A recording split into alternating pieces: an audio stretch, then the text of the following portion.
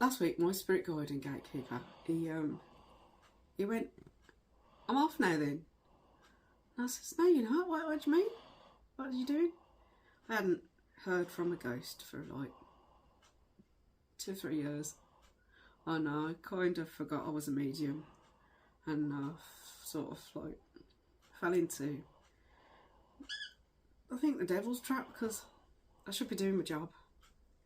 My gatekeeper left, and then I was like swamped with spirits coming through, and it was my fault, because I'd got a fantastic gatekeeper that did a really good job, and didn't appreciate him, and I forgot, and it was through me apologising and through him forgiving me, he came back and he's acting as my gatekeeper again, but we've got an agreement in place, and he does a fantastic job, and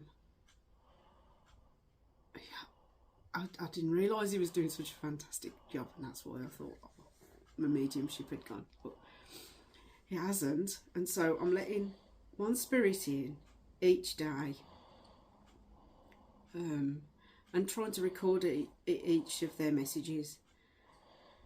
I don't know why I'm doing this, I just know I've got to, and I don't know where it's going to go, but I know it'll go somewhere.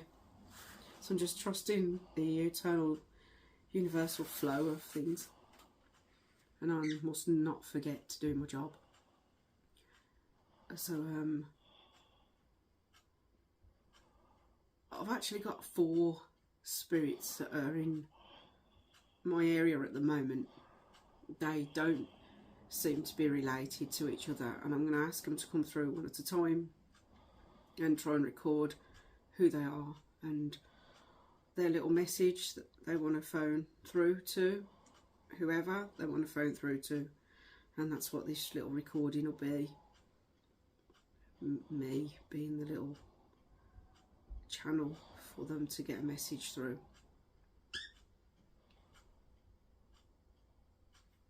The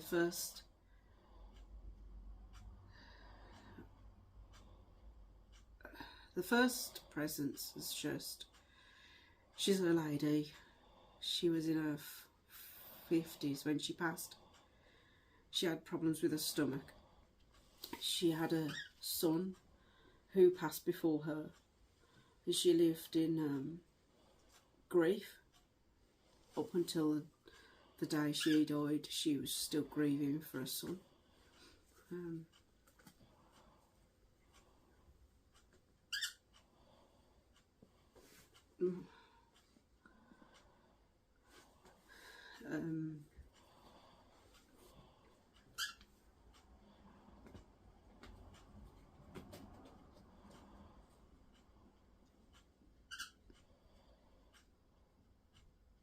She lived a lonely life. It was, I think, she's made me see. The dad of the son was a sailor, and he died. He was in the Navy, and he fought for the country, and she...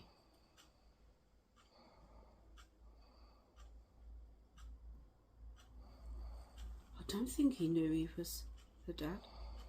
She got with him and raised the son with her sister. Her sister's got a daughter. I think this is who the message is for. I think this is for the niece. Auntie Carole. Auntie Carole. You'll remember the buns. The buns. She loved the buns. She loved these buns. I'm shown currant buns. Not like Easter buns, but like they bake together. And they laughed together. And she helped to grieve her mum. So Carole is the spirit that's coming through. Jeannie. Jeannie is the niece. Hi Jeannie. And Jeannie, I'm showing you've got a daughter and a son, and you live in a nice house. Your husband's quarrelsome, but there's not much in it. Auntie Carole's sending you a lot of love. I'm feeling the place of Surrey, and I'm seeing a field, like a meadow, that you've watched your children running. Your Jeannie, Carole's saying that you feel as alone to her as her, and she visits you, and when you feel that alone, it's actually not you that's alone, it's when she visits you, you feel Auntie Carole's alone. Auntie Carole was alone. She died very alone. And she doesn't blame anybody. It's just how way it was. She had like an irritable bowel, and then she felt embarrassed with it, and I think she cut herself off. Oh, God bless her. From the embarrassment. It was never treated. She fell out with the doctors when she lost her son. But yeah, Auntie Carole and her son, Neil,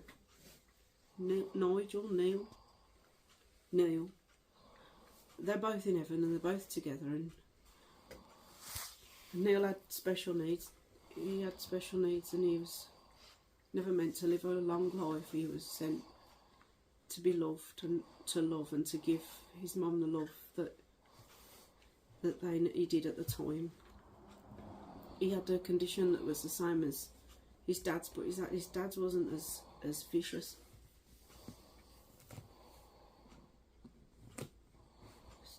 So I think she's okay with that. She used to say, in 10 minutes, I think she used to organise her days in blocks of 10 minutes.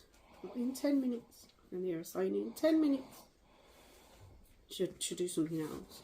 I think you'll remember her saying that.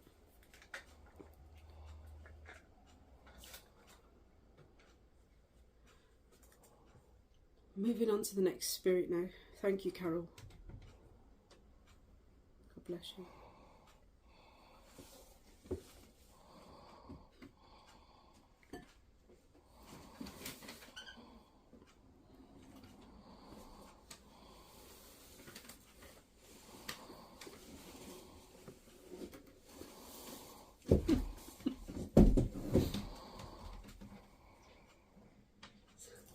You okay?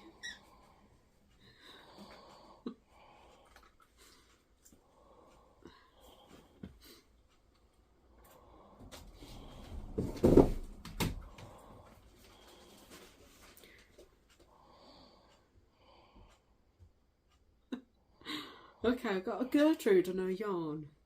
And she seems to be quite comical. She's I think she was a performer, showing me a stage and a crowd laughing. She's in the theatre. She was on the stage in the theatre. I don't know if Gertrude is her real name. I'm thinking she's not Gertrude. She doesn't feel like a Gertrude. I think that's a stage name. I can hear it being like echoed. So like it's been presented. So, in all the glamour that she's showing me, I think this was actually a man when he was born and became a woman on the stage, and that was who he wants to come through as his female self. But he wants to get a message over to his brother.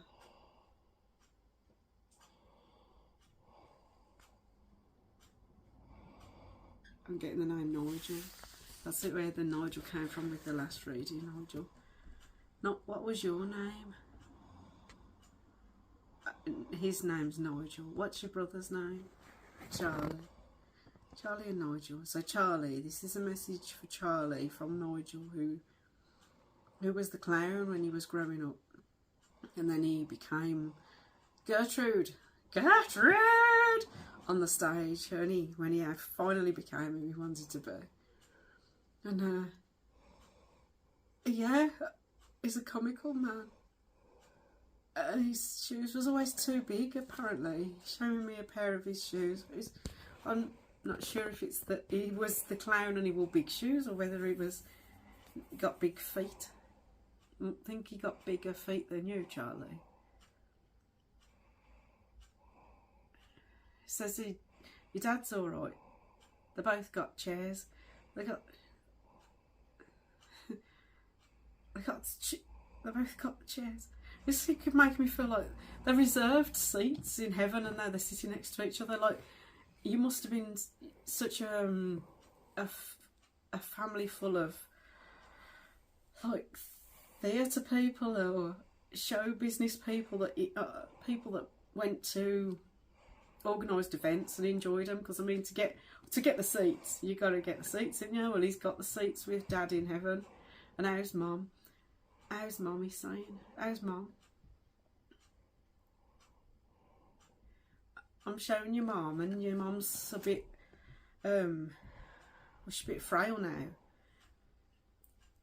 Charlie, you're doing a good job. You're doing a good job with Mum. It's like he feels like he's sharing the load with his brother. Yeah, he's saying there's no hard feelings. So I feel like you had something you needed to get off your chest.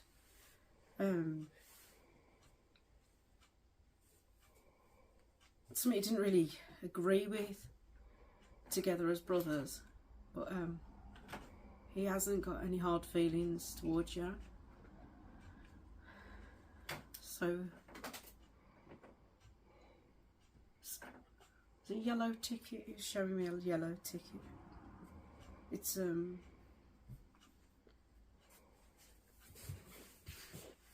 see, Charlie, if you've got a yellow ticket, it's a winning ticket apparently. I'm not sure if that's a joke on his behalf, a joke from something you had as a child together, or whether you've actually got a winning yellow ticket in your pocket. It's showing me that. It doesn't look like a raffle ticket. It looks like when you get out of a machine, like you on a string and you take one, like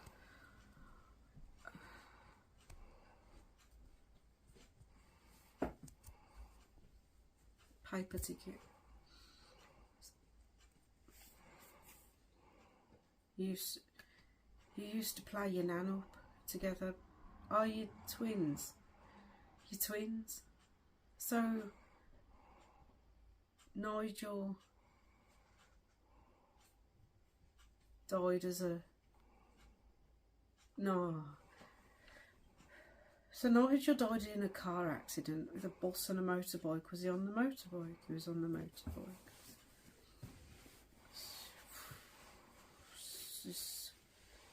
That was bad. A bus and a motorbike collision, and Nigel didn't make it. Oh, God. I think he broke his back, cracked his skull. And he feels like he went too soon. And you feel like he went too soon. And he went at the right time, because God called him home. God called him home, and he's now got a seat next to Dad. He's got a top ticket, like. So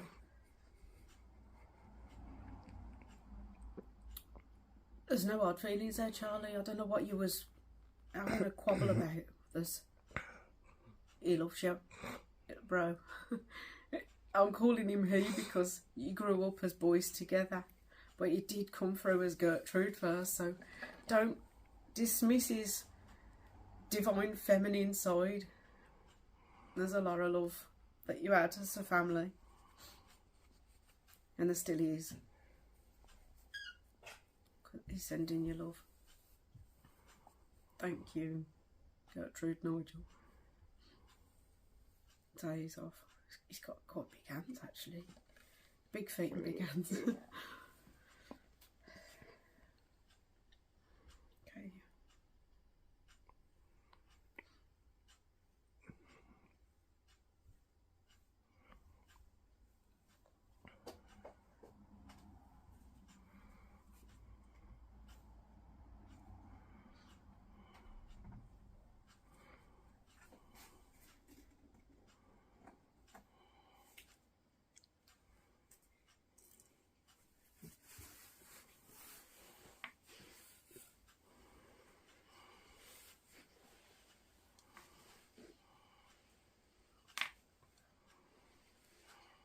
Got a message for Stacey, and there's a lady who's come through for Stacey, who's Nanny Penny, and Nanny Penny, she's giving me the name Dawn as well, Dawn Crotchet, Nanny Penny Dawn Crotchet. That sounds like a children's book character, but I think her name was Dawn Crotchet. And I think you called her Nanny Penny because she collected pennies in a jar, and it was like a nickname, and it stuck. So Nanny Penny is coming through for you, Stacey. She just wants to tell you that your house is nearly sorted and the money's nearly coming, and you need to keep looking after yourself, darling, and you need to eat your fish fingers, and you need to keep yourself safe, and tell that man to go away. He's no good for you. So and that's what I've got from Nanny Penny. I feel she really loves you, and she's really concerned, and you've got blessings coming that you've prayed for, that you've asked for, and Nanny Penny's praying for them, for you too. She said the right love of your life will be coming into your life soon, and you'll know this man because he'll make you feel like you're at home. He'll make you feel safe and loved, and you won't have to work too hard to please him.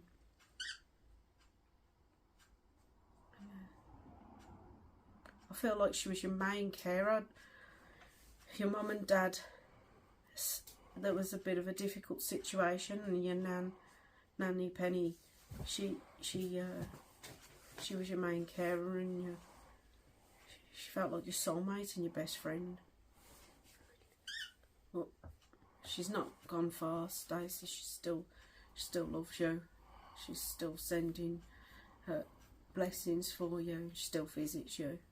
Shown your garden, and your garden's lovely. Your grass is getting a bit long, but it's only spring, and you'll enjoy doing your garden. But remember, your new house is coming, and so will the money. So that's a good sign.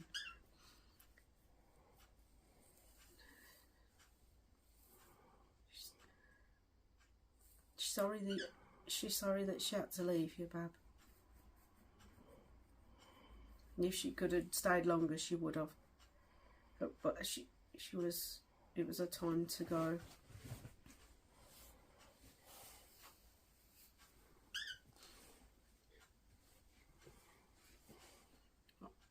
In the future, you're going to have 2 sons.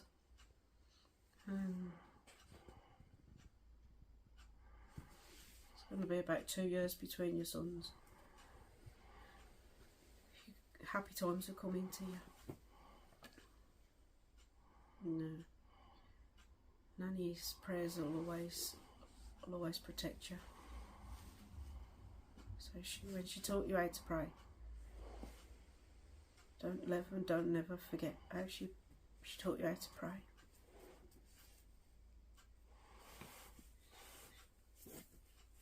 There's a locket, showed me a lot like hers, an oval shaped, it's about that big, it's gold and it's precious, and she said you can't find another photo for the other side. Well, Nanny Penny can be on one side, and if you put your photo in the other side, you can have like, you can talk to each other, can't you? Feel like you can look at each other, look at yourself and your nan, and be like a little friendship locket. Something to hold on to.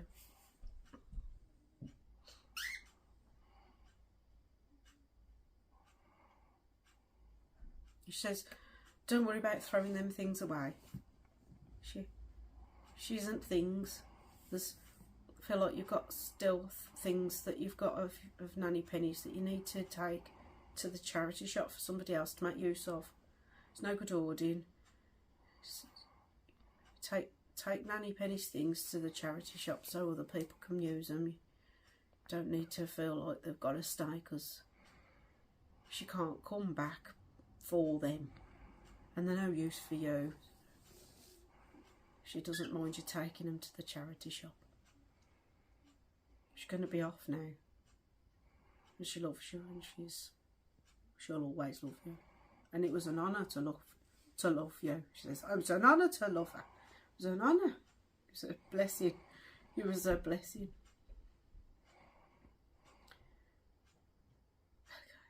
Okay. Next one.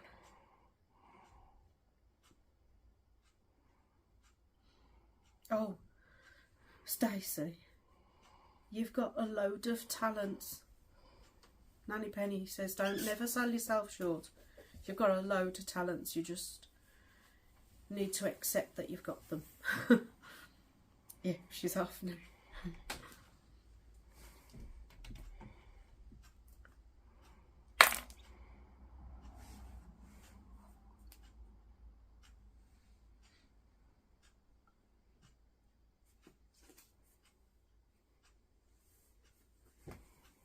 No, that's it. The other one must have been the sun, the four presents, They must have been Neil at the beginning, the first reading that came through with his mum. Must have been the other one. So that's my 4. No one in the queue. My gatekeepers. Sure. Yeah. Sure, no more presents. No more spirits to come through. That's it for tonight. And back again soon.